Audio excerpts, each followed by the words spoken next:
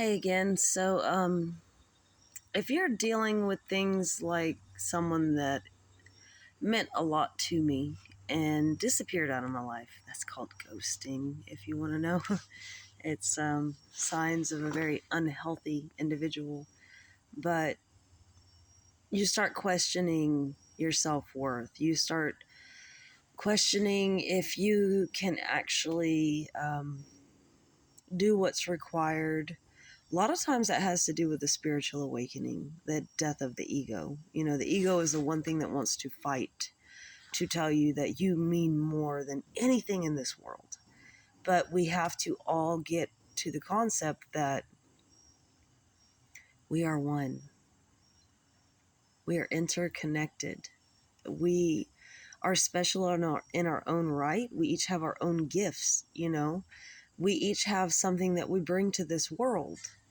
But sometimes we meet other individuals that help us to become empowered, you know, that allow us to see our dreams come to fruition, that allow us to bring something to society, humanity, that allows us to turn the page, in a sense, allows us to manifest a greater existence than what we've been in, because we've moved out of old energy into new energy. And that new energy is that brotherhood, that sisterhood, that unified way of being. When you're still stuck in the old energy, the ego, what you were taught, a man has to be a man, a woman has to be a woman, everyone has a role. Each place has its role in society. You know, you've got to break free from the old paradigms. You have to break free from the mindset that you are here solely for yourself. Because I don't know if it's because I have children that have been my world. You know, I have fought for them. I have sacrificed for them. I have been a martyr in a sense that I gave up me for them. Even at this point in my life, I'm not even dating because my son is getting ready to leave home. My daughter is dealing with emotional issues, and that just calls to me. It's screaming, hey, I need your attention. I need your time. I need your affection. I need you to help me understand me. And the only people I would do that for are my children. As adults, that's on you. It is up to you to realize the life lessons you need to learn, the generational curses that you have to break, the wars that you have to battle, right? But when it's your own offspring, when it's your own children, you have to be willing to step up for them because they are an extension of you. So you have to be willing to go, you know what? I remember feeling that way. I remember how lost I felt. Maybe not at your specific age, but I do recall not feeling worthy.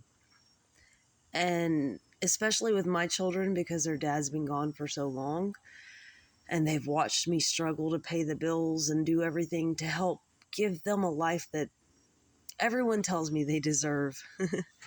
When it comes down to it, I'm willing to keep doing whatever I have to do to give them what they need. Not necessarily everything they want, but what they need.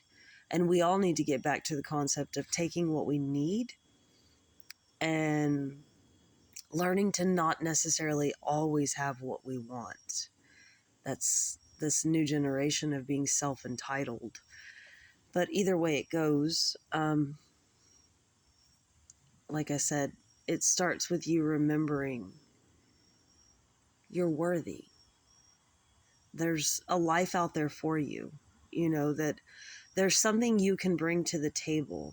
And the hardest part, this is the one thing that drew me away from dating. I know what I have to offer, right? There's not a table I'm comfortable setting that on. So when it comes down to it, when you can't find someone worthy to share your life with, that's where you have to begin to say, you know what, I'm fine. I'm a lone ranger. I will ride this battle out alone, and my soul tribe will arise. And even today, I came home and I was like, I'm so excited. I made a friend today. And at 40 years old, that's weird, right? But no, it's really hard to find friends in this world. And she was so cool. And now we're gonna go country line dancing and all kinds of stuff. And I'm like, damn, this chick's like right up my alley. Not that I have a crush on her, but it's someone to help me enjoy my free time in a way that's not toxic. Shoot, somebody I was trying to date was trying to get me to do shrooms or acid or all kind, and I'm just like, we're old. I don't want to do those things. I have goals, I have aspirations, and it's hard, especially when you're trying to align yourself with a greater purpose, right? Not many people are, and it's very hard to find those people that you can relate to.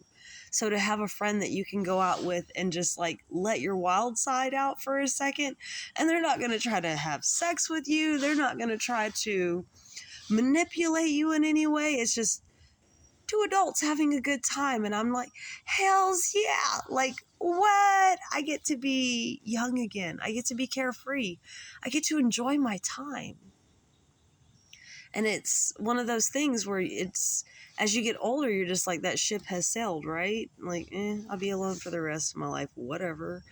But understand that when you get yourself to a certain vibration, you will start drawing in more of that vibration. If you're manifesting from a low vibration, you're manifesting horrors. They might not look like it at first, but you'll see that everything begins to unravel slowly and you begin to lose a lot of things. Excuse me. Whereas when you manifest from a higher vibration, people begin to be drawn into your life, that you benefit each other. It's not a one-sided thing. And I think we forget that our lives, like I said, are very intertwined. So when we can get to a point where we can actually grow and learn from each other rather than taking it as, how can I word this? Game on. You hurt me, now I'm gonna hurt you. When you live like that, you're living in an egotistical standpoint in your life, and it's going to only bring you back down to that lower vibration of manifesting horror stories. Where rather you can keep building yourself up and attracting that soul tribe, and that soul tribe is the tribe that will help you to morph, from the chrysalis to the butterfly. And I read the other day that oddly they have the same genetics, the same DNA. And it made me go, that's ironic, because they're two totally different beings in a sense.